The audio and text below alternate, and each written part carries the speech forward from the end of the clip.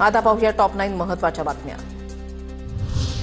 ठाकरेंच्या शिवसेनेचा आज मुंबईमध्ये निर्धार मिळावा। आदित्य ठाकरे मतदार याद्यांमधील घोळासंदर्भात बोलणार। राहुल गांधींप्रमाणे मतदार यादीतील घोळाचं आदित्य ठाकरे सादरीकरण करणार।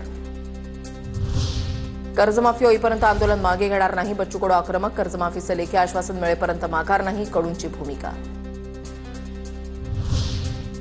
मागण्या पूर्ण झाल्यास आंदोलनाची गरज पडणार नाही। बच्चू कडूंच्या आंदोलनावर चंद्रशेखर बावनकुळेंची प्रतिक्रिया। तर शेतकरी कर्जमाफी होणार।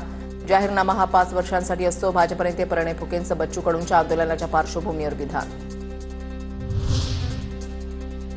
शरद पवार यांच्या उपस्थितीमध्ये राष्ट्रवादी शरद पवार पक्षाची मॅरेथॉन बैठका। वायवी चव्हाण सेंटरमध्ये शरद पवारांच्या उपस्थितीमध्ये बैठका।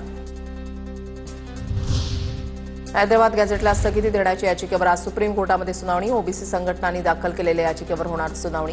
हैदराबाद गॅझेटच्या निर्णयाला तत्काळ स्थगिती देण्यास हायकोर्टाचा नकार। हायकोर्टाच्या निर्णयाविरोधात सुप्रीम कोर्टामध्ये अपील। देशव्यापी एसआयआर संदर्भात निवडणूक आयोगाची आज पत्रकार परिषद। दुपारी 4:30 वाजता ही पत्रकार परिषद होणार। नाशिकमध्ये आज जैन समाजाचा मोर्चा। पुण्यातील जैन बोर्डिंग प्रकरणी नाशिकमध्ये जैन समाज आक्रमक।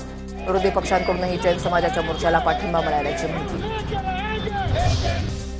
वंचित बहुजन आघाडीचा आज पुण्यामध्ये मोर्चा। प्रकाश आंबेडकरांच्या नेतृत्वात मोर्चाचं आयोजन। महायुती सरकारच्या विरोधात मोर्चा काढणार। सोनं आणि चांदीच्या दरामध्ये घसरण। सोन्याच्या किमती 1,32,000 रुपयांवरून सुमारे 1,21,000 रुपयांपर्यंत घसरल्या। चांदीच्या किमतीमध्ये 20,000पेक्षा जास्त घसरण।